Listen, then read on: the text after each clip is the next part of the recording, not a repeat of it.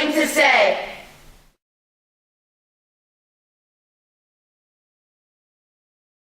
Hi, this is Long Island Girl Talk, and today we're interviewing Starr Kirkland, and I'm Alyssa. I'm Aminah. And where are you from? My name is Starr Kirkland, and I'm from Realize Your Beauty, right here in New York. What are the typical roles women play in film and TV? The typical roles women play in film and TV. So we usually see a lot of what we call the ingenue or the love interest. A lot of women's roles are centered around their relationships with men, usually, and a lot of the roles that we're offered. There's also the sidekick, right? So I have the sort of sassy sidekick personality, and that's usually the role that's offered to me. What are the typical roles for a woman of color in film and TV? Right, so I just talked about that sassy sidekick, and that's one of the tropes or one of the regular roles that a lot of women of color get.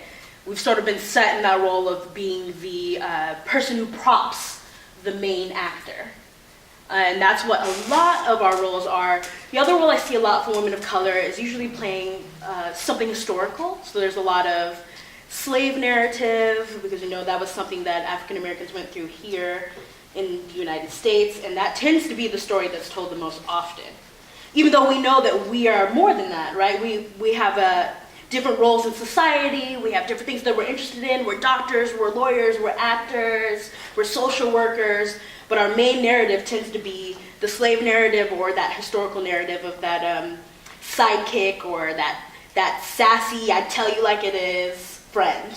Do you think there are enough diverse roles and characters or women actors?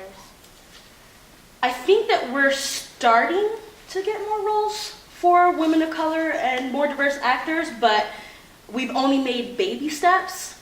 We're just now seeing people produce stories that are told from the person's perspective, a person of color's perspective, or a woman's perspective, or a different walks of life, right?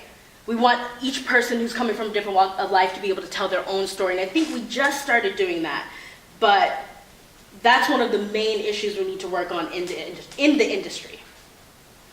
Okay, so what has been your most meaningful acting roles? My most meaningful acting role. Okay, so speaking on having people of color tell their own stories from their perspectives, I was lucky enough to be a part of a show called Hot and Totted.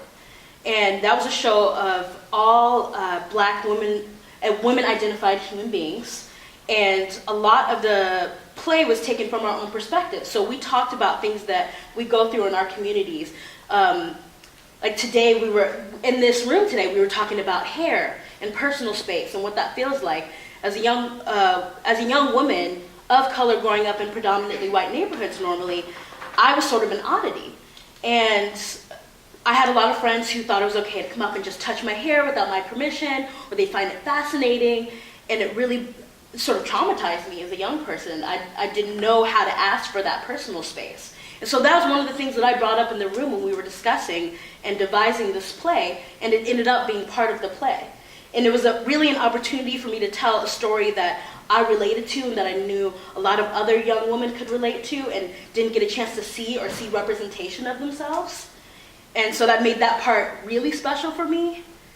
I was able to connect to it, and I was able to tell the story of my peers, which always makes me happy. And not only that, but it was written, directed, and acted by all women and all women of color. Do you think there is enough progress of women involved in production of film and TV? That's another one that we've only made baby steps on. A lot of times when you're on a set, 90% of the people both in front of and behind the camera are going to be men and primarily Caucasian males. So a lot of what we're trying to do now, and what is great about Long Island Girl Talk, is you're getting a chance at a really young age to see what all of the different jobs are on set, things that you're really interested in. We saw people who had great leadership skills, great directing skills. You were amazing behind the camera. Those are things you're not usually exposed to this young, and so a lot of people of color, a lot of women, don't even know that they have access to jobs like this, right? So this hopefully will change the tide and get more women of color, get more people of color, more diversity in front of and behind the camera, because I don't think we're there yet. Do you think LGBT women can have their own diverse roles as young women? Absolutely. I think you proved that today. We've had a lot of great experiences in the room with LIGT, right? I've had a chance to experience in front of the camera work, behind the camera work, great confidence. I've seen people do directing, I've seen producers. You get a little bit of everything at LIGT, and I feel like it really helps you grow into yourself and grow into the possibilities, right? You're introduced to all of these things that you normally wouldn't have access to. And I think that's a big part of how you change the way that society works. Access, opportunity, knowledge, right? Just knowing that these jobs exist. And I think LIGT especially has that power because you have a lot of really dedicated, amazing human beings involved that make sure that you have as many opportunities and as much access as possible. So how did you start getting connected and realize your beauty? Realize your beauty. I actually answered an ad online. So now in this age, we have things like Backstage, and we have a lot of online places that we look for auditions. And I saw this audition and I knew it was something that I wanted to be involved in because it's not only about acting, but it's really about sending a message and again, opening up that access to new information. So I went in for the audition and we talked for a while. I did my monologue, all of that. They called me back. I got to work with other people and I was in love from day one. Get to Dubai, we get to work, we get to go out into the community. That's the best. What advice do you have for girls trying to get into film and TV? Getting into film and TV, well, right now, usually in school you have access to your drama department or your theater department, which is a great place to start. Those theater skills are going to translate to on film, and you'll actually have a lot more behind you when you get on camera.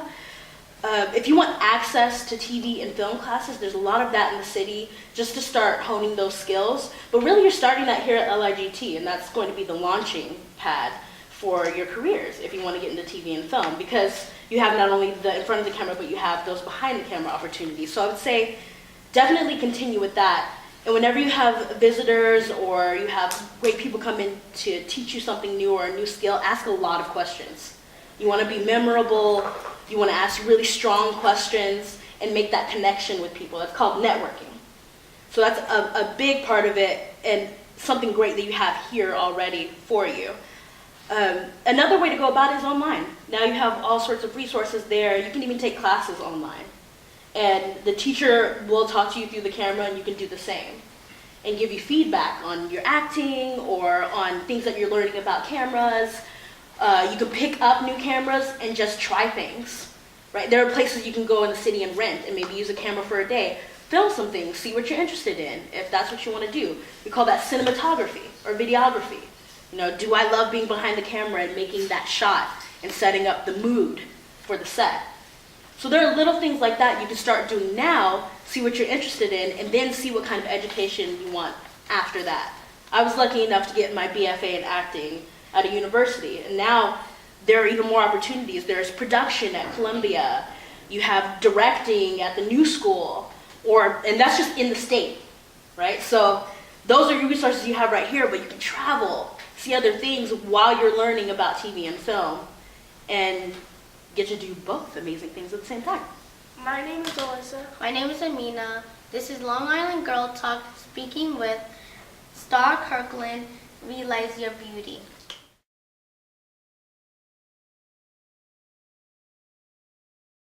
Hi, my name is Lauren Burke. My name is Aniyah Granger. My name is Ryan Daniel. And welcome to Long Island Girl Talk. Today we will be talking about girls versus boys, women treated in households, and women's portrayal over time. And I feel like girls are put into this kind of category where we're all preppy and we need to be all girly and wear pink and be excited and all the time. Boys wear blue, boys play football. Yeah, and sports and everything. So I kind of like how Jordans made kind of a unisex type thing, where boys and girls can wear Jordans and not be shamed for it. Yeah. How do you feel about that? Pretty much, different sneakers. Back then, boys were wearing some sneakers and girls had to wear heels, boots, and Yeah. So when we go to school, how do you see yourself as a girl dressing? Sort of casual, not too dressy, but like jeans. I mean, like I don't really care what I wear to school. Me neither. Like Not I trying just to- go with it, whatever. Yeah, I'm not trying to impress anyone. Yeah, me too. Like whatever floats my boat. Like I'll be like sweatpants. I'm like okay, whatever. Like I don't care. Boys wear sweatpants too. Girls can wear Yes. sweatpants. So I also think about it towards like the awards, how boys get more recognition. But I'm also thankful for like the award show, Black Girls Rock. yeah, They nominate different like smaller groups like talking about how like what their achievements are and like recognizing what they do. Yes. Yeah. I like that when they once a year annually they'll bring all the black people Yes. together and show the audience and what they're like really can do. And, like Yes. all these women are empowering other African American women to be better, be stronger, Yes. think about what you can do. So We're all queens. like they could do whatever they want. They could do what boys do. They could do what girls do. It doesn't really matter. yeah. And women treated in households. So I feel like when you think about that, I think of pretty dresses, big like tightening things on your stomach. We have to be like perfect. Yeah. I think we have to look to impress, but I don't think it's like about that. I think it's about the way you present yourself and who's going to be watching you Yeah. or who's like looking at you. And now I feel that when women, we are just known to marry off, have kids, and just basically be a housewife. And to me, I find that like so rude and like unacceptable because we're like more than what we are categorized to do. And I feel that we just need to show the world what we can do and how we are able to do it. Such as cooking. We can cook, like, I mean, but guys, they should be able to cook as well. They should not expect us to cook. Yeah, They like should. when they come home from work, and Yes. when we come home from work, also we have to also do all this extra stuff for them when they just sit down and do nothing. Have Like, you ever like seen like movies when they're like, honey, I'm home, is dinner Yes. ready? I do not like that whatsoever. It's like, cook your own food. Yeah, and how like women always have to do laundry and dishes. Ladies Yes. have to like to smile. Yes. They have to be suffocated by what they wear. They have to clean.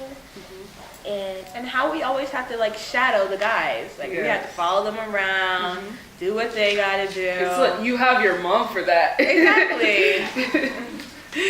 So that's how I feel. But yeah. And last but not least, women's portrayal over time. So in the 1990s, when, as you know, women had to, Smile. their job was basically to marry off, have kids, and make those kids like your husband. And if it was a girl, make your daughter like you. So, And most importantly, go to church. and I remember like in class, my teacher was telling me how there was a World War. I think it was World War II. And how when the guys went off to fight in the army, the women had to produce money and care for the kids. Cook. Yeah, so when they went up into the army, they would have to get jobs. So I'm actually happy that the world did happen, even though it's a world, it's a war, but, I'm like, some worst things bring out the best in us. So how women would get jobs, like, you know, we got the poster where the woman wears a bandana showing her muscles, like who she really could be. I feel like when women started to vote, it was a real, like, big part of our world. How women actually had a say in things, which brings, it's just like really exciting. Yes. So We have more advancements. We have more rights. Yeah. We could say what we want to say. We can feel what we want to feel. We Exactly. have more achievements. We can do more things. yeah. We have a say.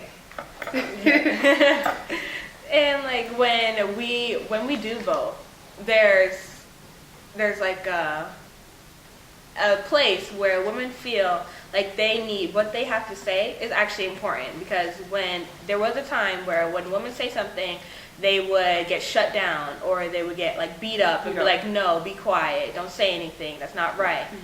And what was the thing was that men could always overpower us. Yes. So now I feel that we have come a long way. So yay.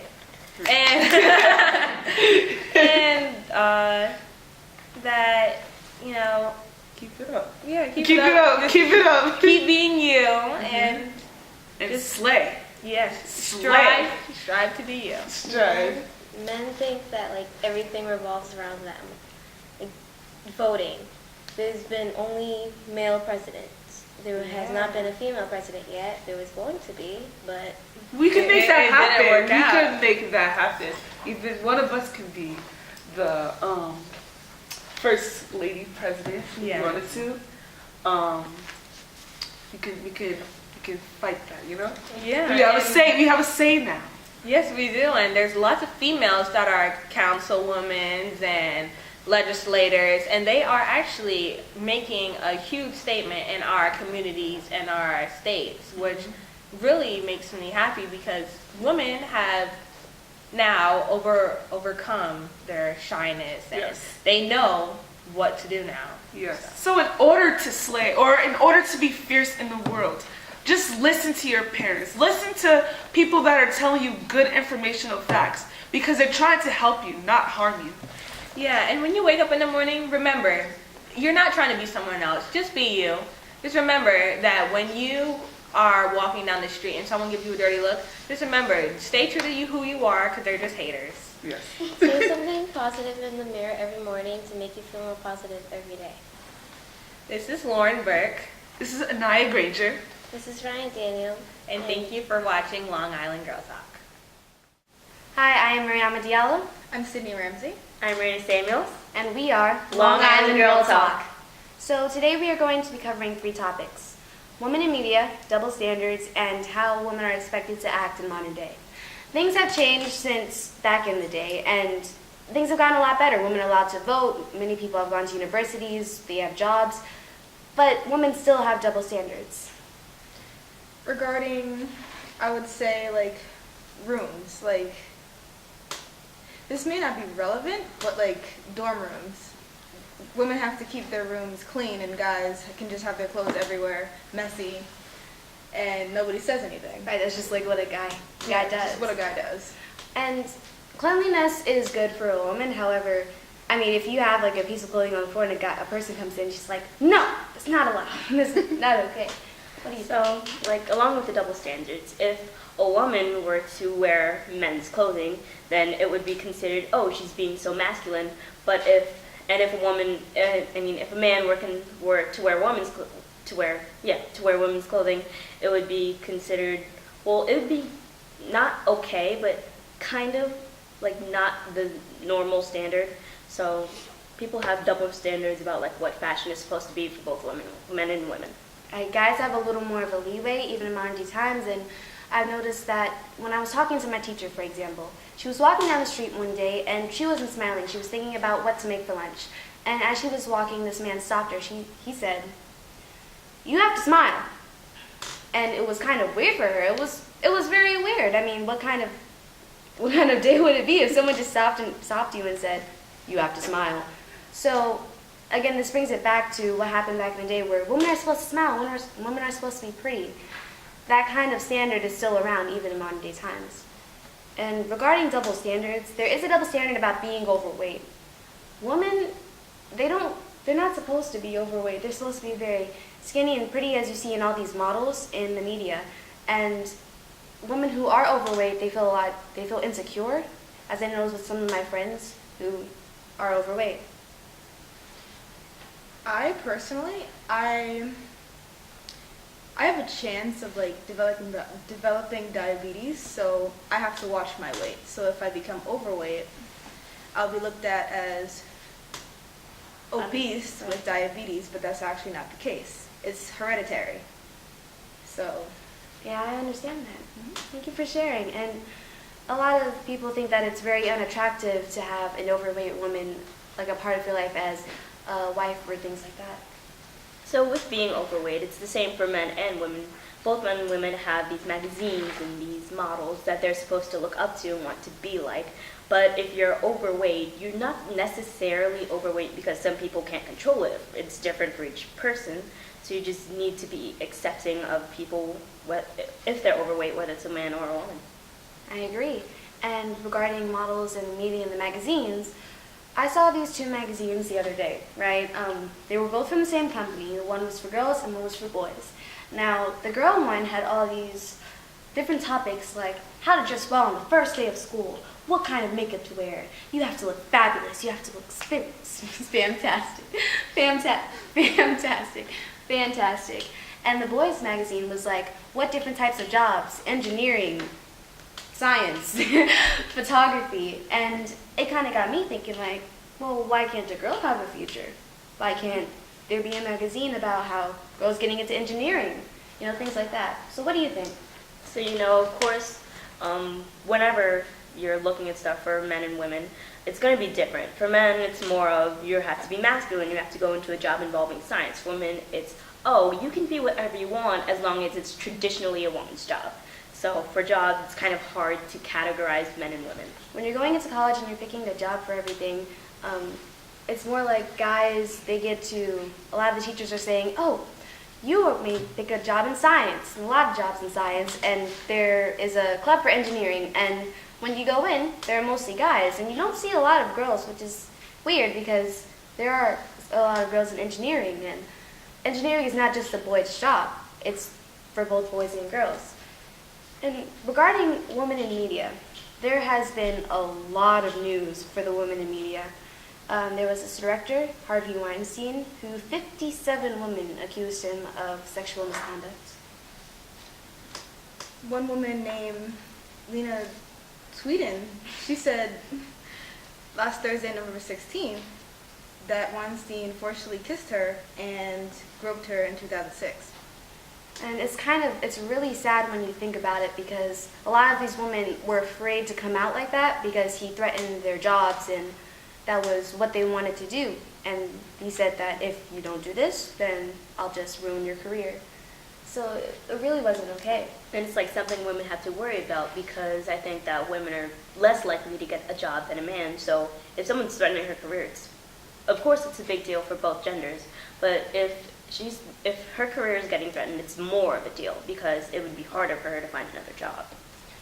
Right, and even in Women in TV, there are a lot of roles where they have to wear revealing clothing. Like there was this soap opera I was watching the other night, and this lady walked in. She was Puerto Rican, I believe, and she had this really revealing dress, and she was walking around like this. So I said, I really don't want to watch this. So I changed the channel, and another channel for some reason had a lady who was wearing a very revealing shirt and very tight pants. So this is the kind of things that young girls are seeing every day, and it's not okay because they're going to grow up thinking, well, this is how I want to look because I want to attract a man, So I think that going forward for young ladies out there, as I am a young lady, you are a young lady, you are a young lady, you should treat yourself like you are a gem because you are a gem. You are beautiful inside and out. We are all queens.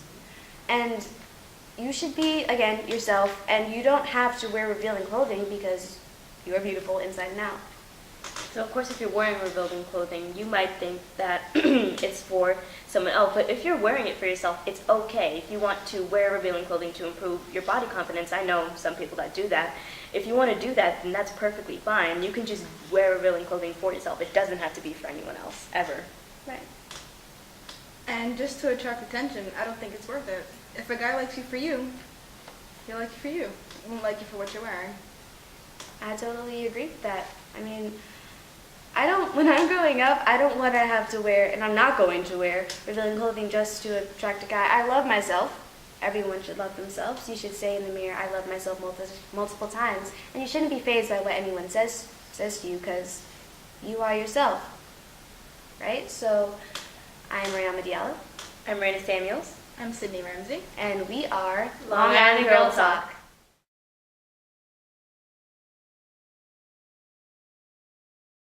Hi, I'm Jani Raymond from Long Island Girl Talk, and I'll be focusing on mansplaining. Mansplaining is when a man talks to you like you're a little kid because he wants to dumb things down for you to understand it. But like no one's perfect, and no one knows everything about anything, so they shouldn't make you feel bad or stupid about yourself when you don't know a certain topic. Because you might know things that they don't know, and like you're not going to call them out for it, so they shouldn't do the same. When they explain it to you, you should feel like more focused or like more engaged into the topic instead of like trying to give up on the idea, or like do you just like don't want to deal with it anymore. Like men should like explain things to you the way they do it to their own gender, or when they explain to themselves, because like we live to learn and it's a common nature, so we should treat each other with like all respect and not make us feel bad about ourselves. Done.